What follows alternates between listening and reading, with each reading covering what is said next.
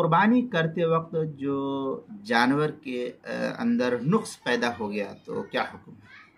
چنانچہ قربانی کرتے وقت جو بھی نقص جانور میں پیدا ہو اس کا اعتبار نہیں ہوگا، بلکہ اس صورت میں قربانی درست ہے۔ جیسے بسا اوقات جانور بھاگ دوڑ کرتا ہے، ڈر کی وجہ سے اس کے ہاتھ پیر ٹوٹ جاتے ہیں، تو اس کا اعتبار نہیں ہوگا، کیونکہ وہ پہلے ایسے عیبدار نہیں تھا، یہ ڈر اور مارے خوف کی وجہ سے ایسا ہوا ہے۔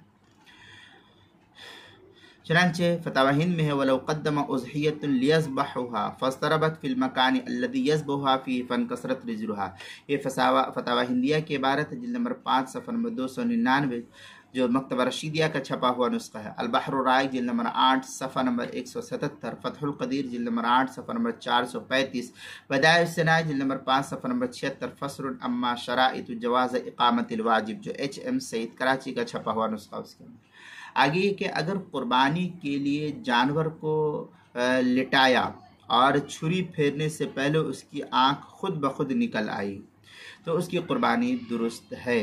تو اگر قربانی کے لیے جانور کو لٹایا اور چھری پھیرنے سے پہلے اس کی آنکھ خود بخود نکل آئی، آپ نے کچھ کیا نہیں، خود بخود نکل آئی ہے، تو اب اس کی قربانی درست ہے، اس میں بھی کوئی حرج نہیں۔ عنایہ علی فتح القدیر جلد نمبر 8 صفحہ نمبر 435 پر جو ہے اس کو نقل کیا۔ مزید یہ کہ وَكَذَلِكَ إِن